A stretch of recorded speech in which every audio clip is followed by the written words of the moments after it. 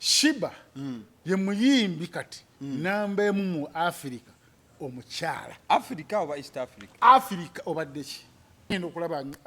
abadde nga bali hana. Yagambye ha! Obuto n'alugira ate ne lubanga mweruli luti. N'agamba mbaleetedde. N'akuba mu bwekati. Munange ebintu bye bikyali kwoligi. Ndabedde omutima gwange buli we mulaba nga azze ng'olubuto luli lwabweru. Nga nze obwongo bwange bulowooza ku ani yamwebakako. Buuza abantu abagamba Tamale Mirundi yeetonda ng'ani? We babawangulidde we wano. Nti Tamale Junior oluvannyuma lw'omuggo. John Mirundi n'agenda mu kamera n'agituulamu. N'ayogera kasasiro. N'omuwala. Omuwala n'ajja naye n'abooga. Oli ku YouTube channel Agaliwo tuula kalira emboozi egw'amakerenda. Waliwo omuvubuka amanyiddwa nga Patrick. Patrick yagenze maaso n'okuba nti yeekubira enduulu mubasobola okuba nti bamuyamba. Patrick muyizi w'e Makerere yeekubidde enduulu ku muyizi munne amanyiddwa nga Fahima. Patrick Fahima yamukubira essimu n'amugamba ajjeko kwositeero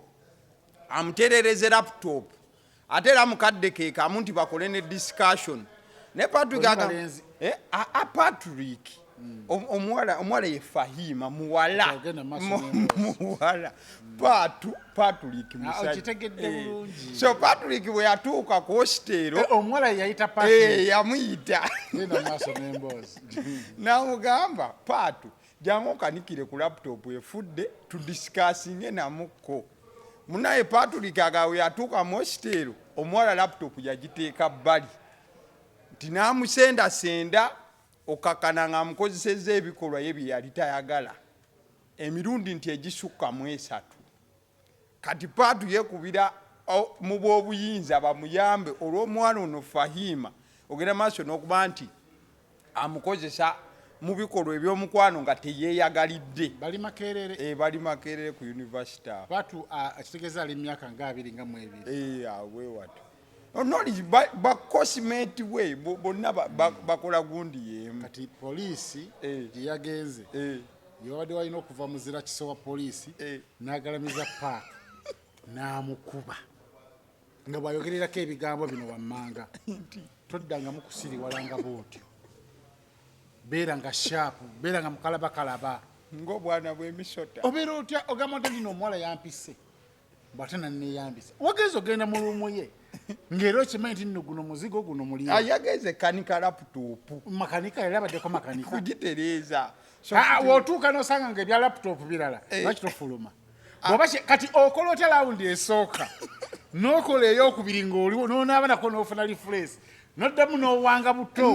oba bamusiizeko nga bw'amaliriza kaputulu okamanyi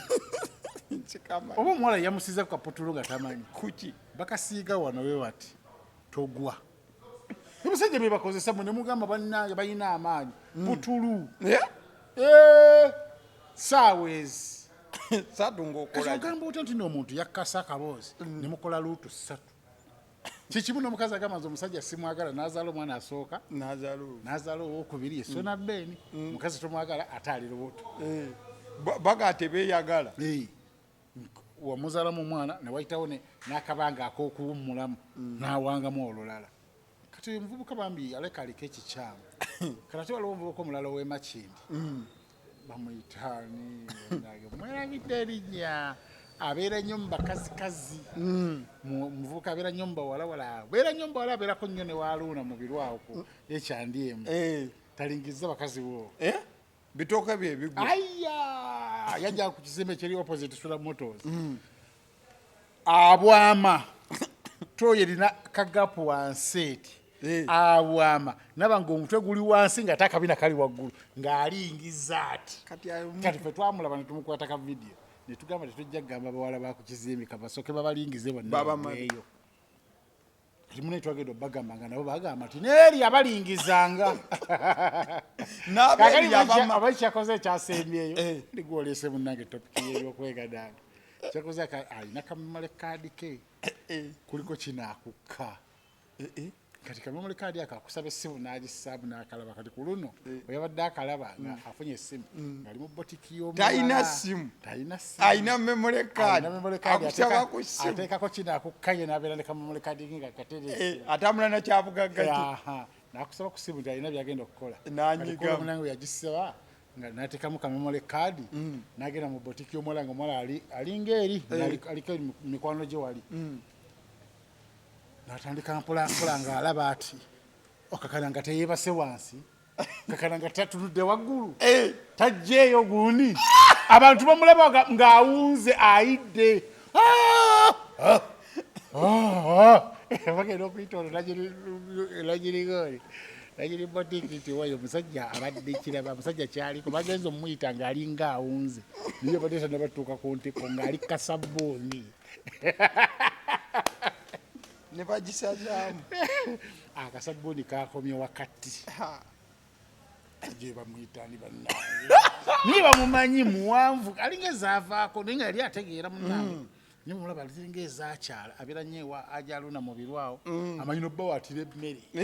adde n'abawaatira emmere abeera nnyo mu bakazi bamalaaya abawoga ku gundi awo opposite ne kalenda abo bafuuka bakasitoma zaafuna zonna atwala butwazi emisana namwana agamba kati nja kujja oleggo ateeka ku fixed kati ngawo nagamba tinyalagula tv noteekayokko emitwalo 10 noyongera ya 3 paka wogimalayo n'ogitwala kati naye bwati wakola 13 n'ateekayo ateeka ku fixed deposit olumalayo n'alyoka beevulunga kade nayebuka ennyonnyo noonya alekali emboozi gwaleese emboozi tuba tulina ogimalayo eno ye the weekend show tubeerawo olunaku olw'omukaaga essaawa zibeera 10 ez'akawungeezi ate era mukadeke kamu n'olunaku olw'esande essaawa 3 ez'okumakya nga tetunaba kusimbula babuuzeeko twatandise kale njagala okutegeeza ku Sula Motors mukwano gwange omubuuza era asobola okuvuma watandise obutandisi ffe tusinga ogerogera mu komenti ngaera waliyo abakuvuma nogamba kati nabuuzizza baaki noga bembuuza ate bebanvuma kati nze okyambulira ebyo mbubuuza ku bantu tebalina mpisa ne betubuuza benyini tebalina mpisa bakuvuma ne bakwogoleza nogamba eno vidiyo yagirabye mu ntandikwa kubanga mu ntandikwa ninababuuzizzaako nigwe novuma ekintu ekinene bwe kityo nobeyanjulira nabeyanjulidde tizemukenya midi oli nakuvuma kati nga nziramu mbuuza kale njagala bategeeza ku Sula Motors netumirirako ku Aisha wa bebe wange noyagala omwana oyo namutegeera nokimanyi nti omwana oyo akwagala nnyo ate nze nasinga omutegeera Aisha wa bebe buli wadda agamba bukenyangwa naye yantegeera nenawe ogwa naye mutegeera kuba yagamba agwa nawe ne bwengenda ku kyalo ng'eriko abantu 3 era abeerako abawakuna ogerera akakomeni ng'ataddeyo akatima tulyo nowulira ng'ozimbye omutimankugaejegwe bana abasajja bagamba mbosanga omukazi omukalu gagoyiwawo soka weesiimulekoko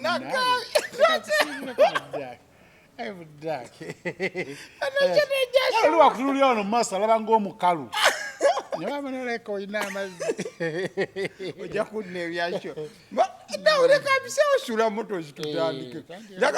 njagala okutegeeza ku Sula Motors eno esangibwa Makindye tuuka ku kalenda giyiseeko bw'osalamu bwoti waliwo amafuta ga Africa Oil opposite wewali Sula Motors bagamba nti ensonga ze bagenda maaso okubanga bakolako nsonga zikwatagana na mmotoka oyagala kugula mmotoka tofunangako mmotoka mu bulamu bwo jangu ku Sula Motors ate gwe azivuzeeko oyinza okuba nga olina gy'olina naye nga tekyakusanyusa bulungi tugamba jangu ku Sula Motors neeyo etakyakusanyusa osonge kweyo ekusanyusa just top up katono ate ffe gy'oleeta tetufe tugyejuwa ate agyetaaga ennyo ng'ate ye tagifunangako okitegeera mulimu omuntu nga emmotoka y'emiliyoni 10 tagala gituulamu kati gikomyewo ate waliwo oli agamba nti anoonya ya 6 ng'omweyo 10 agamba bannange Sula nzadde nze sikirabanga enamba y'essimu eri 07 no nyamba zino ebiri ziri kati nzimanyi 779 21 oyogera direct ne Bukenya Media nagenda maaso n'okuba nti ensonga muzitembeta mukadeke kamujagala kutegeeza ku Alson Painters UG bali bakugamba bagenda maaso okuba nti bakusiigira langi ekizimbe kyo okuviira ddala ku kalina paka ku single room ebizimbe byonna bagenda maaso okuba nti babisiiga kalangi. Osobola okubakubirako ku 0705 19 36 36 0705 19 36 wagikwata 19 36 mbulako kati gwe mbulako buli obusooka jasiro oli musiru busero era gwe kasangikwata buli wengwa mushida bukenya ndi wana nti kati jangu ojire kuba jemba nayo mbwangu kale so mbufu ajajawo yafa mwako guwedde bambi kyali kyannako yakuziza kozi bintu tebyali birungi mama wo yali agenda mu bufubo bulala nakusuula ewajjajja nti bwebakola buli wowulira omwana nga yakulira wajjajjaawo kitegeeza nti maama we aba akyawuganye ne taata we kati ate nga alina relationship empya gy'alumba nga katena empeekeera nagamba katena empeekeera ennemese n'agisuula ewajjajja kale wetugenda mu story nga we zigenze maaso kubanga zitambula mukulu olwo omulaba ye yagamba ye tajja kwonoona ddatawe yasembera wano ye n'alaba sho neggwako akalega bakuyita kulegako ogenda ogifulumya ku ssaawa 10 nga ye yagimaze dda kunya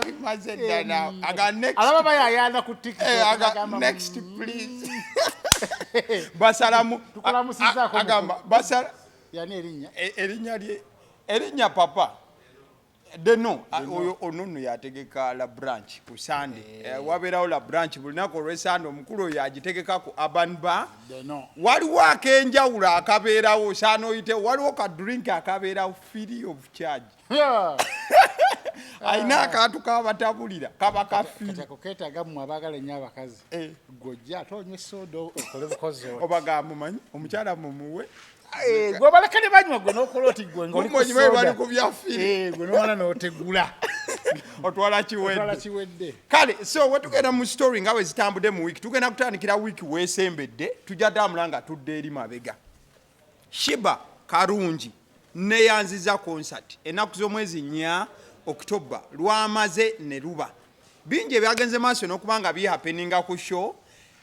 the highlight of the show oba ekyasinze okuba nti kitambula wonna kwe kutulaga baby bump abantu abatambulira mu bintu by'embuto ebyo ababitegeera ennyo Sheebah baby bump yagijeyo n'agitukuba maaso n'atugamba nze mbatadde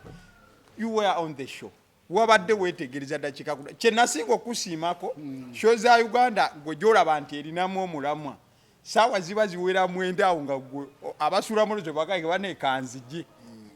mu motoka nga gwe wuuyo tutandikira leero nno saatuuseyo 9 natuuseyo ku 12 naye ng'ekifo olwedde kijjudde Sheebah yamenye rekodi mu Uganda yagyewo rekodi ya winning wagi omuntu abadde akyasinza okukuba cricket over mu Uganda abadde winning wagi yagikuba ne baddira layini eriko aba ordinary ng'ejjudde nnyo ne basalawo ne bagula obujji ne bayingira mu VIP n'emitwalo 5 ne bagamba nti kiyitiridde katubongereko wano space eniye mabega yo mu VIP yonna ne bakola ki ne bajjulawo niyo omuntu akyamenye rekodi ye yagimenye bamuyita Sheebah congratulations yaperforminze bulungi session yasoose neegaanamukko ng'olaba omukka abakamubake era n'avaawoko n'agenda n'akola ki wedde akatunda kavuga wedde akatunda kajja mu budde mu butuufu kantwala omukisa omulangirira nti ye muyimbi akyasinze okuyimba mu Afirika omuwala omukyala Sheebah ye muyimbi kati namba emu mu Afirika omukyala Africa oba East Africa Afirika obadde ki Afirika omwana ayimba era nsaasira nnyo abo abaali bamwerijjako musime bato sime nze nvudde nyimbidde emyaka 2 bino si bya myaka 2 twagala kiki kyoyinawo essaawa zino kati n'oyo yamuli mu bato sindi yalabye abantu n'agamba wagwa ndeyaso kiki kino n'alaba performance n'agamba nga sound eri kiriya Sheebah yasinga okuyimba mu Afirika mu bakyala gwatakyagala babadde bambega bangi babadde bangi none gwe nabadde ninaanye nga mbega nga basindiketi gabuli sawa gamba annaake akoba tukyamugoba ono yatususseeko ate nagenda nakola ekintu kyenjagalira ddala nabadde neyalikiridde nze nawulira bubi nga ngamba Sheebah agenda kuzaala nengamba lwaki apapye nga ndabira ddala apapye kubanga Sheebah ekintu ekimwagazizza mu bantu gwe mubiri gwe n'enkuba gyakuba n'amazina gazinaago nengamba wanazaala kuzaala kuno okuzaala kujagaana si kujagala kutaataaganya abantu abo abakyala abo kumujja ku mulamwa era nabadde maye agenda kwambala nga baleema bino ebiwanvu byabwe ebiganduula byabwe ngenda okulaba alambadde nga bali hana yagambye lubuto n'alugira ate ne luba nga mweruli luti nagamba mbaleetedde nakubamu bwekati munenge ebintu bye bikyaliko oligi abantu bangi muleba ng'ali lubuto naye nga tafaanakika fujjo nnyo nga tafaananikika kasoose ne kakola effujjo n'ayiwayo ejuyisi ne kanywa n'akagamba kakkana beera kuwolani olowooza we nakuzaala onaalya akakana kagenda kubeera mu byafaayo kekana kasoose performinga nga kali mu lubuto ng'obiddamu ekala tobedde agenda neerabira nti ali lubuto n'azina ne kabuuka simenti anaayimba egundi kukoliniza emukono ekyo simanyi kubanga kabako we bagidde awo ajjaja walabye kabako kye yakoze wekyolina okumanya sho yanyumye abantu babadde tebakisuubira nti ayinza okuyimba ennyimba n'azimalayo olw'embeera gy'alimu abantu abasinga baali tebakkiriza nti ddala ali lubuto nga balowooza alimba kwe kulugjayo nagamukwatira awo n'atulaga omubiri nanyenya amabina yina amabina gali gati lubuto lwongeddemu amabina gonna gagezze gati nga buli wakyuka ogamba what a beautiful lady obimanyi I know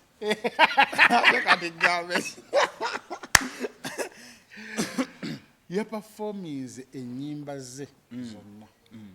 zisinga obungi ayinza okuba nga teyasobodde zimalayo ekivulu kyasusse mu ssaawa zikiina okuggwera ajati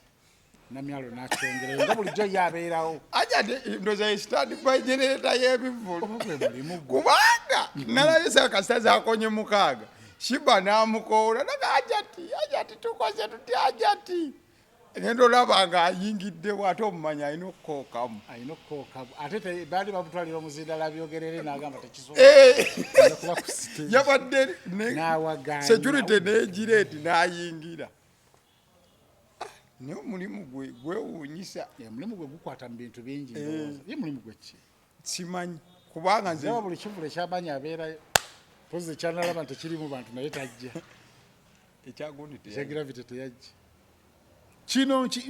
ntwala okuwoninga kuno ali abakazi basindi sindi yonna alina gy'oli mugenda ne mubeereyo mu birabo byammwe eby'omwenge ne mweteeka ku bantu gwe n'olowooza nti nno oli muyimbi fayina oli muyimbi nemanya levo zo basipaisi Diana mumanye levo zammwe Sheebah yabayiseeko muli bayimbi baggwanga tubaagala nnyo niyo omuntu era twayimiriza bato ebyabato tebigenda kuddamu nabeereeyo n'asinika amannyo ge mutwagala bato na Sheebah gwoba oyagala bato ne Sheebah olina sooka kukola kyeyakoze awo tujja tegeera nti oli levo za Sheebah mubeereeyo ne mwerimba musimi musobola simenyera eddoboozi eddungi bino si byamaloboozi bino byakulimba byakukyamula bantu entertainment people omukazi yabadde lubuto naye nga byonna abikola Katonda akubessa nga byonna abikola yayambadde abaana abamuzinirako bayambadde babadde nga bazina staging eri bize nnyo waliwo akaalo obweddako endaba nga kamutambulirako wano yabeeredde mu butimba ndowooza nga olugoye lugira omanye omubiri guseerera bwe kajja ne kamutereeza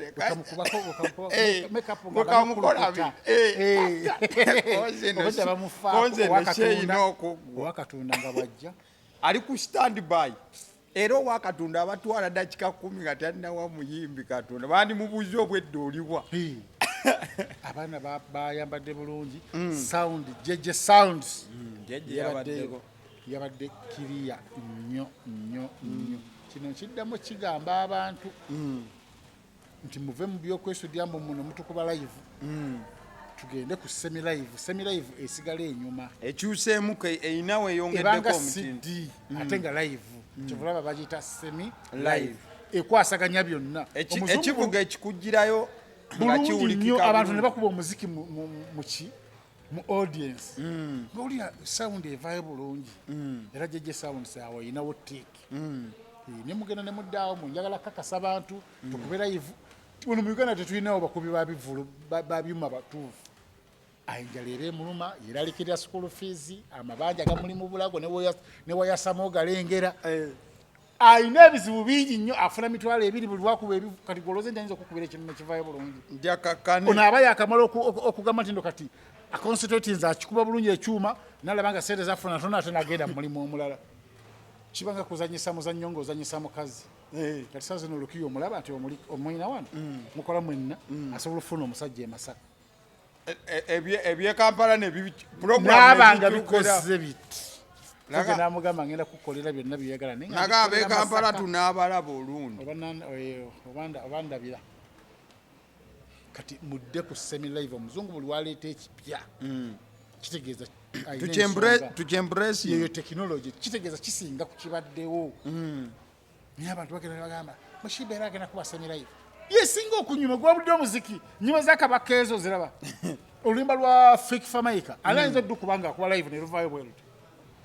olwakabaka alayinza oddukuba si kubeera kizibu mu Uganda tekisoboka enjala eba ebaluma ne speed kabako kwatambulira kati topiki ka sente topiki ka sente ebizibu byazze by the way aleka akulira mu Kampala tekulirako mu toys topiki ka sente mu kusookera ddala ye yasinze okufuna ebizibu ku shene topiki ka sente we yatuuse aba security baasose mu bouncinga nga tebamumanyi bamwe ate yeggwaliwa embeera yabaddewo nnyo bamugambye yeggwaliwa papa ne bamubouncinga n'ayimbamu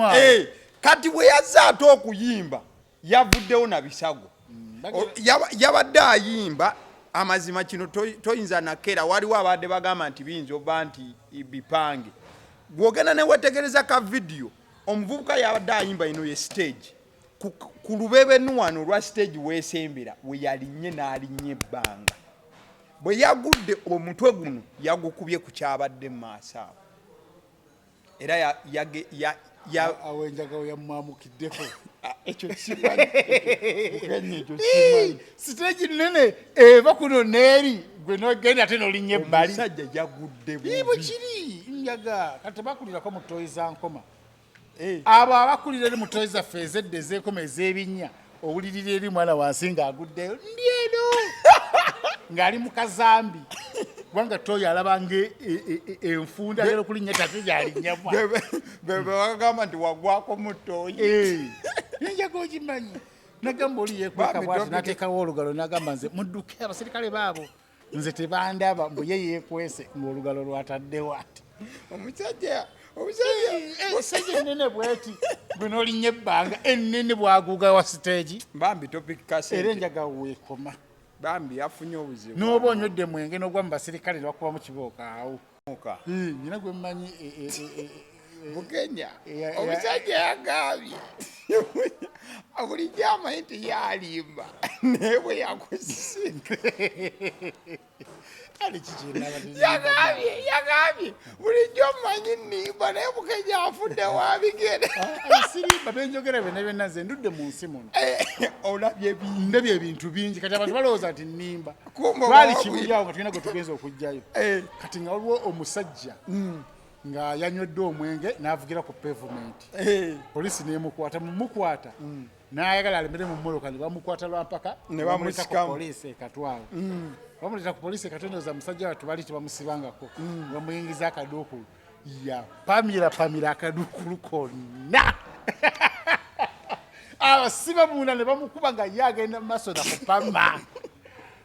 kumaca bamufulumya lwampaka kumaca ne bamugamba olwomututwa bamusangawo nga musajja bamuleetedde engoye abalala gaziriya zepamidde zonna yali alidde ki eroza yatya bamunda mukomera bamukuba bambi yali atamidde omwenge gattako kumukuba napama ekiro nawulula nebamukuba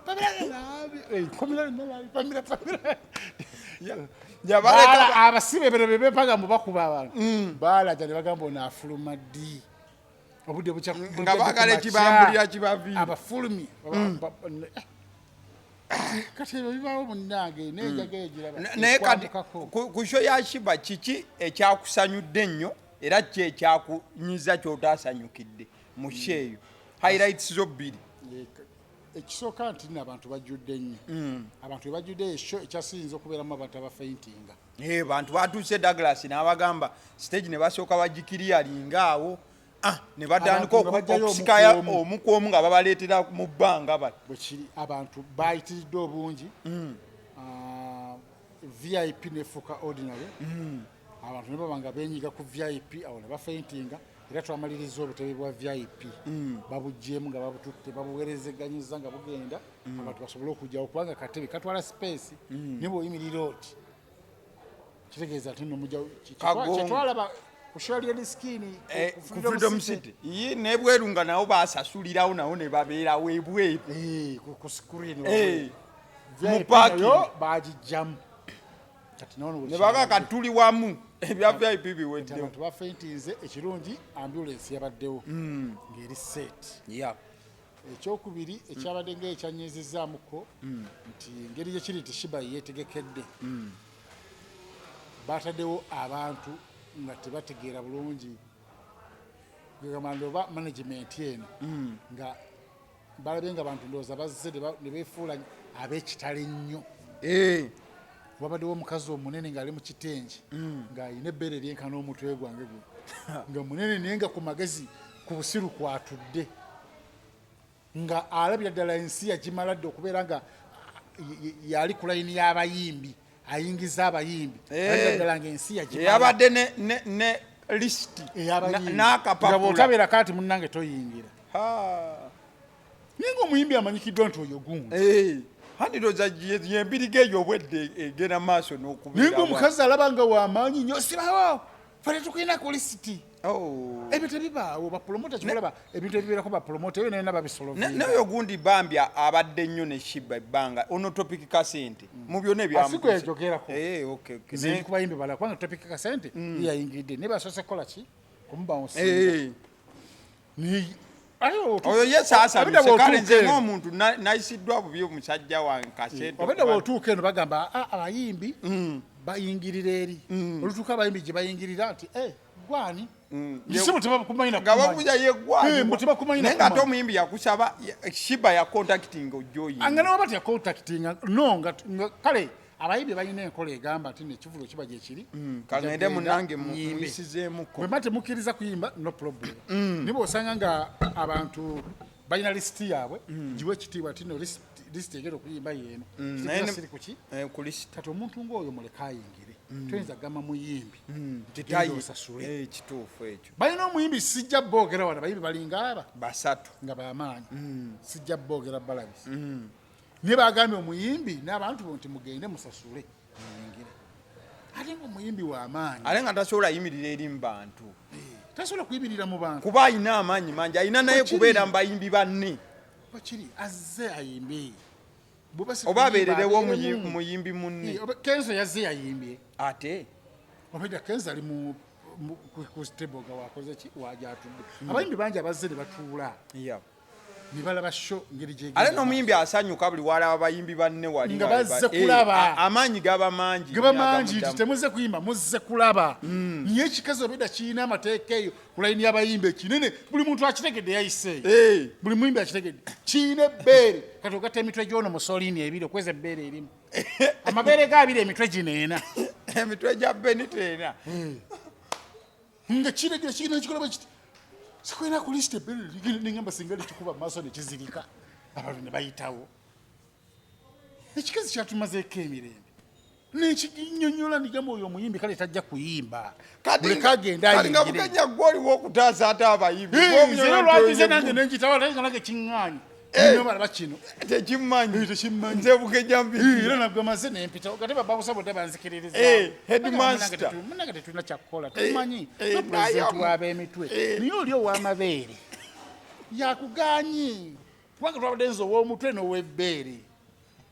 kyasa ate nakoze byaba takitegeera linnya ekikazi ekyo abantu bandikitegedde mwenna mweguddeko ne Sheebah wanalaba vidiyo eno akitegeere nti waliwo abayimbi abadde bazze bambi okulaba ekikazi ekyo ne kibagana nga kisalawo nnyo owa head n'owa breast kyabadde emabega eno nga kirina lisiti esembayo nga kirina amabeere manene nga kiri mu gutengi ogagala omufanamu kakkala kano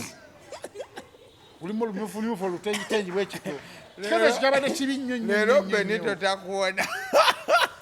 Ate nabadde ngamye nti Omuntu sijja muwe ekitiibwa. Otugeeza abantu abo bwe batyo abayimbi agenda mu bbaala ne bamuweerawo ne kuleeteza bbiya bbiri nti wona ajja okunywera wano ajja kuwa kuleeteza bbiya bbiri kitege abantu balabe nti omuyimbi ow'amaanyi abantu abalala bakasoma bajje niye omuyimbi bwajja n'omugamba nti naku lisiti toliiko egenda okuyimba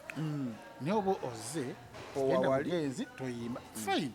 togamba sipeesi eyo omuyimbi gyagenda okubeeramu egenda kukuluma nnyo ate ng'olwali mu liigi y'abayimbi waganya omuyimbi nze kireeresi nenyingira headmaster nga tesingidde na ku jjuuyo wabula babawunsa balabye nga ndi wakitiibwa nyina okugenda kubanga olina okuwa abantu information enkeera fe twogera ebirungi ebibaddeyo era nga bw'onnyonnyola mukazi oyo yanyiizizza nnyo nnyo nnyo era mabeere ago nsaba Allah azaale omwana agazire si mwana si buli bbeere nti alyagala agambe lino ddene nnyo abukenya ayinza okwebaka nti nerimugwa mu bulago omwana nakeera ku makyanga afune nebagamba niba yamuloze ninga ebberere lyamutuze kiro nnya bukenya onteeka mu kikazi ekyo kibi nnyo saakitegedde erinnya baataddewo abantu abatamanyikiddwa abatamanyi kyakkola teri ffe tugenda mu bivulo promota n'akulaba ne babawo musa ne bakulaba n'oyitawo buyisi ne bakuwa ne kuba mukya ne bakuwerekera kubanga bakulaba nti nno obadde oluusi obayisaamu ate omuntu okujja ku sheeyi kitegeeza aba ayagala Sheebah oyagala omuyimbi asasula alabe Sheebah olwokuba mumaze kulaba ng'abantu bazze bangi kati temukyeguya n'abayimbi temukyabeeguya ekyo mwakoze bubi kale that is your side ku show ya Sheebah ayinza okuggwa Sheebah ayinza okuggwa yeshe yabadde esingako abawala abalungi abato ku Wininwagi kwaliko abakazi abakadde bannakiyombeke bannamwandu abakazi abalemererwa ensi abafuuwa emmindi nga yeyina obbayisaawo ng'obalaba abakazi abo ne ku Yaluuna mu biru nga bawerokaminga zira ennyimba ezibakwatako ku mitima eno waabadde kye bayita abaana abato nga n'abasiyazi mu batwalidde ng'obuwala buto naye nga busiyazi bule zibiyani nekugamba bukenya si musalamu nga bwazze bukyabadde kituufu abawala babaddeyo abalungi bangi nga kizibu nnyo okulaba omukazi oyo abamyaka 4 okudda waggulu nga babale ng'omulengera bulengezi looli wuuli ng'obusigadde bonna bu bebi ng'abawala basinga abasajja obungi eyo abaana bagyetegekedde nga bonna banyumye naye obuzibu nga wosiriwala ennyo ate omuwala asobola okukukwana nga ate yakwana muwala munne waliwo gwe bagambe banaye alayika okyali vagini nga ti muwala yagamba muwala munne nagamba nfudde nze naafe ekitiibwa kati bino bina tebibulamu kubanga eggwanga lyetulimu birina yakintabuli etteeka weeriri netirina kirikola pozi gaggwogeze n'owabirono nga lino ne kavidiyo nti yandidde imabega newonya abantu ababali abakabasajja bannaabwe ate nanagamba nze singa nali nga ngenda kwegatta mu nsonga eyo nze nandibadde ndya buli sitandikiriza kundya era singa kati gwe nkulya bukenya emboozi ekome aye ng'ekoma ki kale mbadde nandiridde mu sooliini ate aleka ali naive banga bampisizaamu aleka alina olupasapasa batimba gwe yatwali gwe omujjukira oyo ako kawala ka lockdown ali naive ng'ate ye mukugu ng'amanyi we bakwata omukazi ng'olwo kikaizi kiri awo kisaakanya kati tubuuliremuko yakukwatako atya nokkiriza nali siyinza gaana kubanga yali mukugu ng'amanyi engeri gye bakwatamu abantu process by process yamusooka muyita mugamba nti no massage kulaba massage asoose kubeera mu mpala ogwokubiri empala agijjeemu omusumba yeereeze yeegolodde nagamba tufudde massage n'agenda mu maaso andi massage asooka abeera ng'akoma wano owokubiri gira gyeyogerayo mpolampola nekituukana ogwokusa tereera bulungi Unogendako mu massage. Nedda. Ejotwaleko. Kale. Kengende mu massage weekend. Gwe wali ogenzeyoko. Sirowooza. Kale. Kati soke tugendeke wa Benito. Benito, Sheebah yabadde ne concert eyaneyanziza naku z'omwezi nya October olunaku olw'eggulo. Point ki ze wagenze maaso okuba nti opiikinga ku sheeyo bwe wabadde ofollowingamu ku side yo? Ngenda kukkiriziganya ne mukulu Bukenya we musangidde nga annyonnyola ekikula ky'abantu ababadde ku concert. The nature, the characteristic. Ntera nnyo ogamba abantu nti omuyimbi yenne engeri gye weeyisaamu ebiseera ebisinga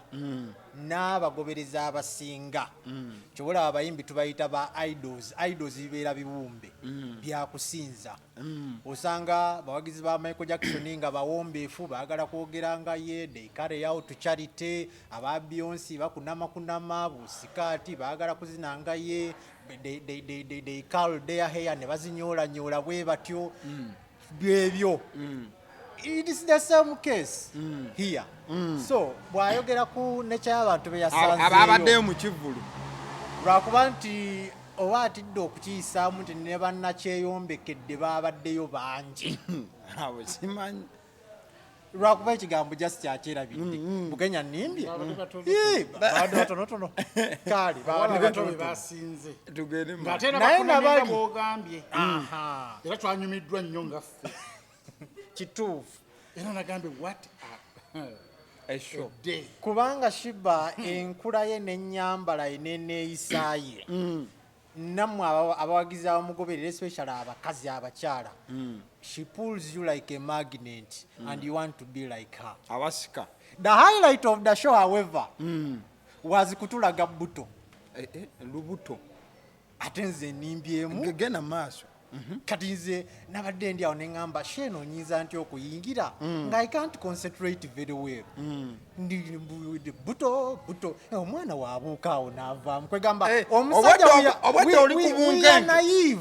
oli ku bunkenke ng'omanyi akaana kajja avaamu oyinza okuimagininga ebintu ebimu you know Sheebah she is a copycat of Rihanna. That one we can all agree. Era kyoba olaba Rihanna bw'atandika otulaga ebbeere ne ku nnywanto nga ateeseeko akagoye bwe kati naye nga still oliraba muli era ne Sheebah agenda n'abyambala awo social media ne tukuba emisinde ne tusevinga screenshot kati Rihanna yali agenda performing oba yali Dubai oba wa yagenda n'atubiikulira ebbuto bweriti bwe yabeerera olubuto n'ateekako ng'era Sheebah we yayambadde obugoye obwo bulinjaliizi obwo ntera buyita buwuziwuzi n'atulaga ebbuto bweriti please simanyi oba tekyakusanyusiza who gave these women that idea okwekubya ebifaananyi ng'ebbuto liri bweru so bwe ne baleeta n'omwami naawe n'oyimirira n'omukyala ebbuto lye n'ekkundi liri bweru we opposing for photos. I can't allow that as a man. Nze mugamba genda obyekubye naye I can't be a part of that. tosobola kwekubya na mukyala wo nga kwegamba yabadde awo n'aperforming and I think it was intentional nti yali alinze akolere eddala ng'ekya Rihanna bwe kyali nfunye omwana omanyi Sheebah abadde mu eras nga 2 oba 3 ezigamba nti yeetaaga musajja manyi abayimbi bano babeera mu nnyimba ne batugamba abasajja babi naye nga waddayo afunayo amwebakako era obedde omutima gwange buli bwe mulaba nga azze ng'olubuto luli lwa bweru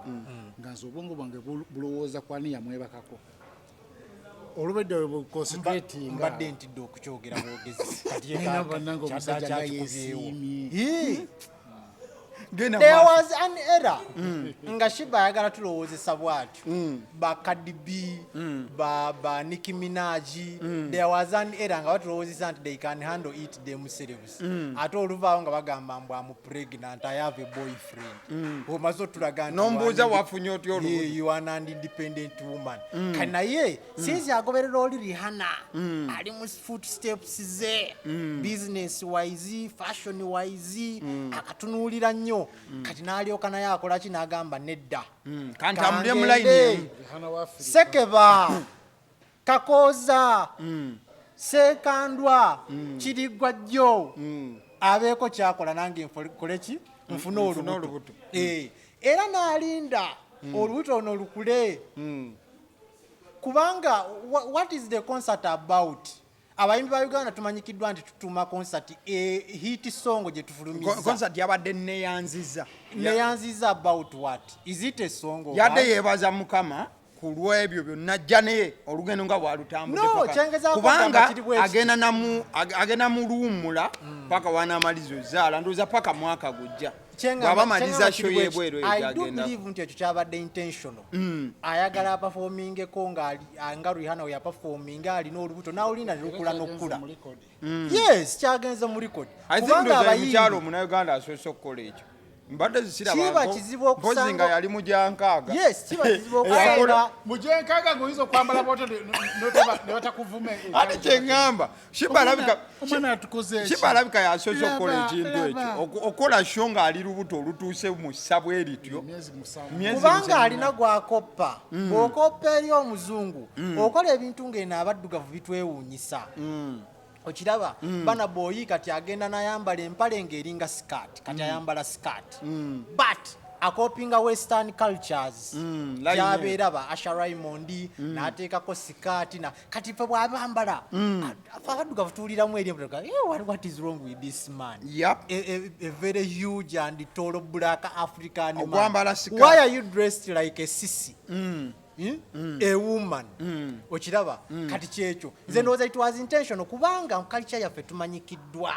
nti buli muyimbi atera oteekayo concert taito tetera kubuuka luyimba oluli hit song neyanziza watufu. It was intentional. That is what I think. Ayagala performingeko nga Rihanna n'alina n'okulinda olubuto yenga tali ku luyimba idea eyo nejja naga kaninda olubuto lwange we lunaatuukira nga lweraga bulungi nzije ndubanjulire mbakube n'omuziki. She didn't have a hit song. Okiraba kati nde nagamba kati kanteekeyo ekivulu kati n'afuna eyo title nti neyanziza n'agiteekawo. Okiraba ngenda bakuba era ne tujja bangi era I do believe so many people were surprised to find it the woman has such a big buto. Where in the media have you seen such a huge buto of hers in the newspapers? Abadalubikanga yetegekera wali abanjulira official aliokaltrage era ne kaberawo nga kaperforminga we kalusunda bwe kati we katambula eno bwe kadeno energy yabadde ne kazina lero yandibadde awummulamu n'akola ku ssa ngera ne Rihanna kati kyosanga waliwo promoter yakibugira naga oluva wali mpaamu yes Rihanna yali ku Super Bowl ng'alina olubuto naye nga amazina gakunkumula wali ku stage okugulu bwagira bwati stage bwezambuka bweziti bwezika naye ng'ayimiriddeko a very stable woman. Ono omwagizi we nakinku nambali moja naga awo wennyini amutambuliramu nnyo era ajjayo nnyo bukootisi obubwe obwambalo bwe obuki so ali mu ekyo so nandyetondedde bannayuganda ababadde offended by the buto. The woman is following a western culture. Faba kimanyi tukimanyi tubadde tumanyi wali abatasanyuse naye tebaagala kwogera nange gawensaba kulwa Sheebah temutusonyiwa abanyize Sheebah yambadde bwatyo babaleke tebabasonyiwa temutawaana musonyiwa mulinde lema namakula ajja kujja ayambadde ebituuka wansi nga kuliko obwaka nze toba nabadde ngenda kunyiga ngamba kaleero bannange kayambala ebiwanvu ngenza okulaba ajjidde mu kifaananyi ono yeetonda gwogamba tewali basomya dde asooka yeetondere Yesu bayesu batta Yesu betondera Abayudaaya. So Bento, that is your point to pick that is my point. Seetaganya ogenda mu bya performance biki kubanga mukulu Bukenya abimenye abimenye nnyo. Sheebah, you can't doubt her performance skills. You can't doubt. Ayinza okuba talina timeless hit songs naye Sheebah bw'alinnya ku stage feel her presence. Kyebakoze nayo Kabako Kabako yasitudde omuwala Kabako yoyo era ndowooza anti naye walabe engeri gye yabadde ayambadde ye Rita Dansolo engeri gye yabadde ayambadde obwambazi ye yabadde abaana bonna batukunamudde Rita Dansolo yabadde ayambadde lwakuba kapakaati simanyi lwaki kapakaati yalemeramu ebyokusitama ate wansawo si mulungi wa black aligago bakwata ekyenja ne bakuuta eno wansi kapakaati wanaawulira ebigambo ebyo anakusonyiwa okukunama naye nga kapakaati si muntu omutuufu okukunama kale bino tubirekera abalina ku mibiri omuntu akuname ng'alina ekisambi ekinenemu kati Sheebah era olaba nti yeeyambudde naye olaba nti musava yenna olaba nti n'akaana kagenda kuba kasava kagenda ozaala ne kapakaati nga mukalu nga n'okwata akajirita n'okasalawo nabo wano tuyimusaigulawo kujja jjovu lyerijja nga tumaliriza afubanye okulaba nga yeetega kamera asitame naye nga buli wasamaze enkola wasamaze enkola nga tumaliriza sheeyo abakola analysis ey'ebyembuto bagamba nti okusinziira langi ezabadde ku sheeyo wabaddewo kalangi ka bbululu nga kawera nti yabadde alangirira nti omwana mulenzi ekyo nkikomezaawo abakyala abamanyi ku byembuto nze baŋŋambye nti kalangi ako bwedda kemulaba kayitaayitamu nti kalangi ako kemwalabye ebimuli muli obwo buki nti balangirira nti yandiba baby boy but tukikomezaawo kale leero topic tujja gikomyawo we tugenda mu kirala wiiki eno ebuutikiddwa amawulire ga mwana mulenzi Tamale Mirundi Junior okuviira ddala bweyagenda maaso n'okuba nti yagobwa famire basenga bwe badde baserebu wiiki namba buli muntu ayogera ku basenga tetwakomaawo ne sisito oli owa iPhone naye n'agenda maaso n'okuba nga abaana bamutwala kaguddeyo nnyo nnyini ddala n'ebiringa ebyo leta twalabe Tamale Mirundi Junior ng'agenda maaso n'okuba nti ayanukula yawandiise teyakola video wabula yawandiika ku mukutu gwe wabula wamaliriza ebbaluwa gyagenda maaso n'okuba nga wandika wansi ebbaluwa ye just njamala na lines yamala nazo yagamba your name is mine for better or for worse let them forget you but I will never nga yaawo kyawera nkolokoto agamba taata balabika nga bannyoko baganda bo nabaki bakwerabidde nze sigenda kwerabira erinnya lyo lyeryange ndibeera nalyo ze erinnya baali mugaana katandike ne Benito gwe nafunako saidi ojja kwongerezaako Benito Tamale Mirundi Junior wamu ne family. First of all abagamba Junior yeetonde yeetonda ngaani abagamba Junior alina okubeerako ku beetonda yeetonda ngaani kiki yali akoze what has the man ojja kutandika naawe Tamale Mirundi Junior ensonga nga wagenda maaso n'okuba nti ozitunuulira mbuuza abantu abagamba Tamale Mirundi yeetonda ngaani nalabyeko vidiyo ye nga naye addamu kyekimu Tamale Junior yeetonda ngaani kiki yali akoze omanyi bivubuka mmwe ne birenzi mmwe ne biwala mmwe mulina okuyiga ekintu kimu muwengamukko ku bazadde bammwe ebitiibwa respect your parents oli mukulu mu myaka okuze taata wa abadde ayogera byabadde ayogera ng'oli mulamu otegeera you are above 18 simanyi oba mwali mutuddeko wansi ne Tamale Mirundi ng'akyaliwo ne mumubuuza empalana n'ebigambo byayogera n'abantu baabigobereza bivaawa have you ever talked to this man baali boogedde naye omugenzi ng'akyali mulamu naye gwe n'ovaayo n'ogenda n'ofukamirira kwegamba ne bakulinda n'ovaawo ekitabanye ekiwala ne kigenda ne kifukamira mu maaso ga mulabewo it was so bad ne ŋŋamba so bwe yalinga mulamu does that mean nti byali ayogera baali babikkiririzaamu have you ever apologized when Tamale was around nti tebeetonda ng'akyali mulamu bandagayo video baali bagenzeeko awantu bivubuka mmwe biwala mmwe okwetondera omuntu yenna olwataata wammwe muganda wammwe kojja wammwe bye yakola nti bikyamu that is hypocrisy bunnanfuusi bwennyini kubanga mwenna nalabye mwenna nembabala bwenti nembamalayo muli mu bugomesi n'obukanzu n'obusuuti mwenna nga mutegeera muli bakulu nnyo mutegeera naye ne mulinda omuntu n'avaawo ate ne mugenda ne mutandika ofukamirira abantu mbu twetonda olwatattaffe byayogera ne bubeeraawo ne mbabuuza ekibuuzo kimu, where were you when this man was alive to apologize? Omanyi tera nnyo ogamba abantu nti never apologize for telling the truth. Teweetondanga kwogera mazima. Okoze video tukakasiza nti kyekituufu. Byali ne ku luyimba eyo lwatubonga naawe.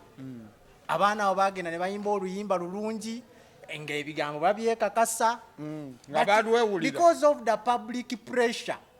Ebiyimba ebimu ne bivaayo nga amanyi nabadde ngenzeyo lwa ssente bampise buyisi nange ne nteekamu ebigambo naye saategedde oluyimba oba lwaki kwega ne ŋŋamba is this guy a fool? You stand your ground kubanga kyewabadde oyogerako wabadde okitegeeza.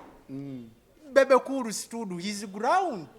Chameleone yayimirirawo n'agamba yes tubonga naawe namuyimbako. Moze yayimirirawo.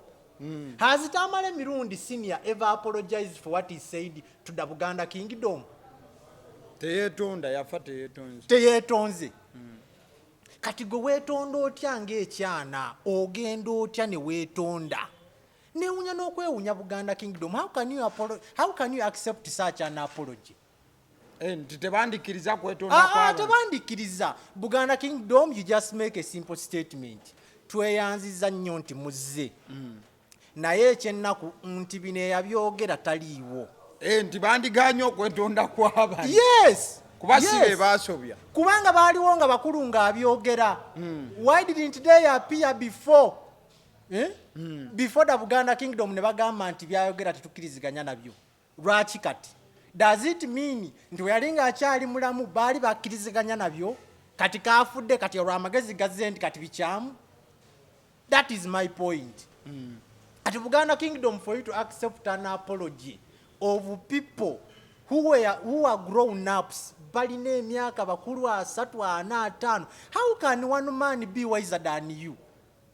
Muli bantu bameka. Tamale Junior did the right thing. You can't apologize for things you grew up listening to and you are witness of. Obaddewo nga taata waabyogera, oli mukulu otegeera, osomyeko, kati naye gwe n'omulinda n'afa, n'olyoka ogenda ofukamirira balabe be n'obeetondera. Lwaki obeetondera? Lwaki obeetondera bunnanfuusi? So nga tebannagoba Tamale Mirundi, tulina okugoba bino ebivubuka byonna n'abawala abeetonze. Be balina osooka okugobwa. Buli eyeetonze. Buli eyeetonze. Kubanga bakulu baaliwo ng'abyogera. Era kyekimu ku kifaananyi ekiraga nti balabika baasanyuka nnyo nga omukulu afudde. Ng'afudde. Waliwo statement yawe yayitamu. Kubanga nze taata wange bw'abanga ayogedde byayogera n'ayisa abantu obubi nga sinnazaalibwa ne babingamba. It is okay. Kuba tewaliwo. Tisaaliwo. Nsobola ogenda ne neetonda ne ŋŋamba bakama bange baŋŋambye kino ne kino taata wange yakikola. Mutusonyiwe nze ne famire yange. Naye ebyamusobako. There is a his son. He has never apologized for the deeds of his father. Mutabani wa Amini. Ntera omugoberera nnyo ku tweet. Era awakanya nnyo abazungu bwe bagamba nti taata we yali mutemo mutugumbuzi abiwakanya nnyo. Kati simanyi oba taata we byonna bye bagamba nti yabikola yabikola nga wa myaka emeka. Wali oliddeko mutabani w'Obote ng'azze okwetondera Buganda. Yakena. Wali omuwuliddeko? Tibiri byali bya taata we. Kati naye ebikolwa bye muba mutunuulira. Ebyono omwana ye nga ye. Kati nze sibategeera. Omanyi ozaala ebyana n'obeerawo n'okolerera ebyana n'oyogera by'oyogera nga gw'obyekakasa kuba mbagamba Tamale teyeetondangako nkyanoonyezaayo vidiyo. Omutabani atugamba ekitegeeza ne munnaku ez'okufa kwe teyeetonda. Yagaana. Kati mwatuulako naye ne mubuuza empala n'evaawa. Ola tebasooka kutuuza ye. Omukulu. Ololabeko ku lukuŋŋaana lw'ekika nga lumutuuzizza. Taata bino byavaawa. Omukyala gw'oyogerera amafuukuule ono n'ono. Entabwe evaawa. Tebakikolangako. naye baaliwo nga bakulu bwe baba nga baali under age ne Tamale ono junior aliwo nga mukulu kuba taata we sigwe mulungi ogusoose okwogera ku Buganda sigwe gusoose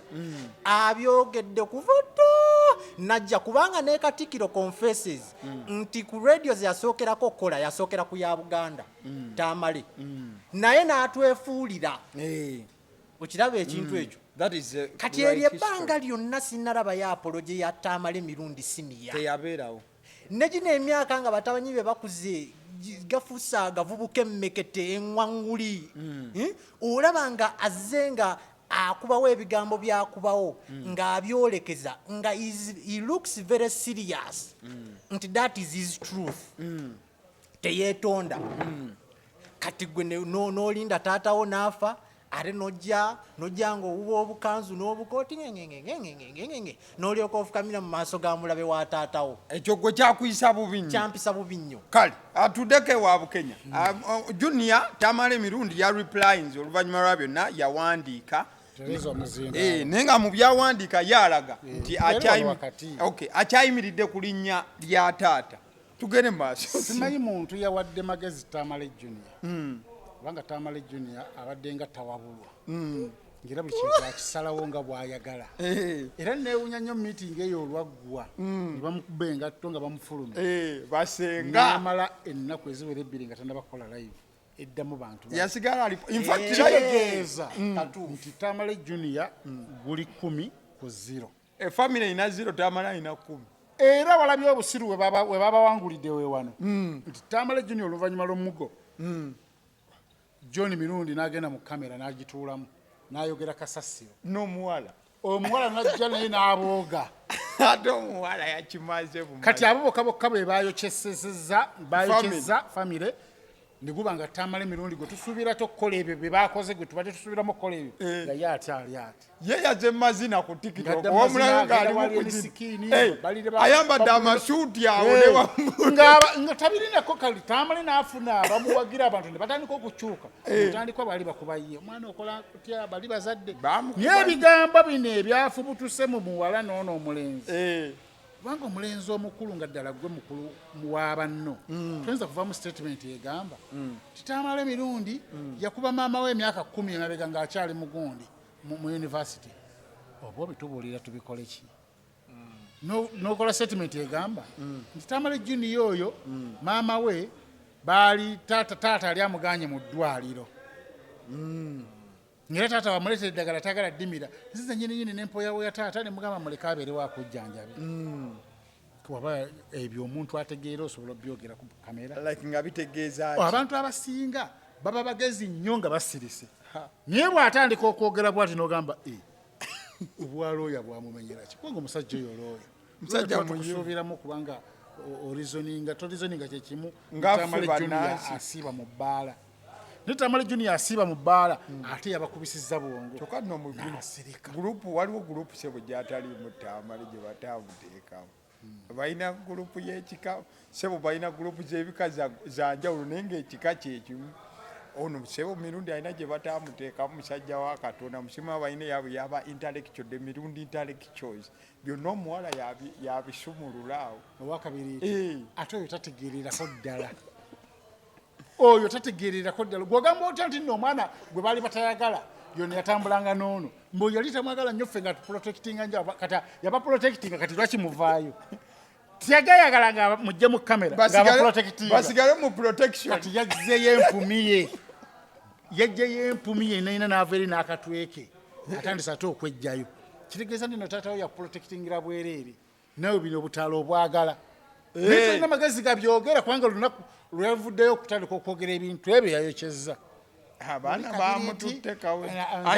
iphone yawa ku bwavu obukujjudde buti junior simanyi yawabudde junior nti era ne mu reply eyo era yakuwandiika yawandiika kiwandiko n'awulira afaga buli wagenda obyogerako bamugamba toyogera paka oyagambye kampandiike ate era n'empandiika gye yawandiise era ya kintu kikulu nnyo era obubaka bwadde busibe oluzungu olulaba nga lwonna lwa muntu atutte obudde n'alowooza ng'awandika byawandiika kati yaddamu n'abavuma abantu kuba olaba byonna obwedda ayogera nnyo ku taata musaayi gwe taata musaayi gwe taata teyabadde ku famire ono nga bw'akyogere nti yafa nga tebamutuuzizza lwaki otuuza ota omwana lwaki oba yakafa ogamba tugende twetonda olwono kitegeeza obadde mu n'omukono mu kufa kwono ng'owulira essanyu yesenga kiyayogera taata oti yafudde aliwa taata we aliwo essaawa oyinza okwogera ekyo nga namwandu ali wali n'abaana be bazadde yegwe namwandu lwaki olumirirwa nnyo taata okusiga ffe abaana bazaala gwe negenda mu lulunyiriro tewazaala baana lwaki ofa nnyo ku kwono ate nga basenga be basinze fena siga tuli bagagga nnyo naye basenga batusiranya senga okusanga senga alina omutima omulungi ku 100 osanga 2 abasigadde bona bonna emitima gyakko wuyo akyogeredde mu kamera olugambo ota maama tewazaala kisiraani nga ate yazaala mu kika kyamu kati wavuddeyo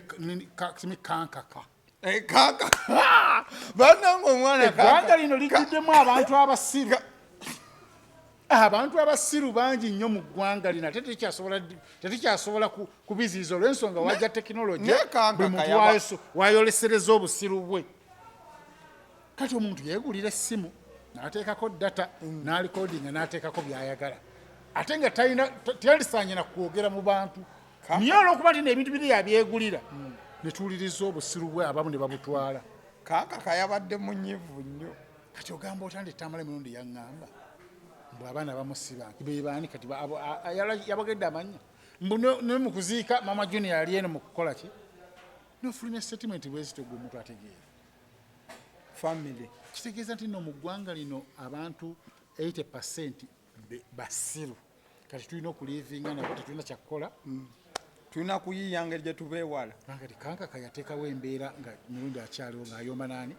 ne Junior kati gw'obadde omusuubira okuba ng'awolereza Junior essaawa zino kuba kankaka yayogera ku bya ssente nti Junior yali alidde ssente ezijjanjaba taata we yaddako engulu n'agamba teyaziridde mubeere bakaka kitegeeza lino gwe olina ebigendererwa byo nga kankaka taata w'omwana ye yajja n'amuwolereza nagamba bagamba tebannabakula ku sente baweereza zino zaatuuka ye Junior waba alina wakubya essimu nagamba waayo taata ali bubi ne bazimuweereza n'azibaka famire ennene binena tebibulamu wemubeera nti muli baana mwekka osobola ozanjula n'essimu taata yazaala wozanjulira ate zebanjula baziwa John ate atategeera kubanga settlement zakoze ezamulaze nti n'okutegeera kwe kwa munguuba tasaana nakuba musika tasaana nakuba mukulu waabwe ku statement ziyafungiriza ayongera kuteekawo olukonko Junior yagamba ye musika ani naye abwewa bwewe omusikana nabakubeera naye abwewa bwewe musika bwa Mirundi nga bugenda taatanga ate ne Junior kati ye musika omutuufu kubanga ebikolwa bya taata we abituddemu bulungi obusika bwa Mirundi nga bugenda bwa bwasasage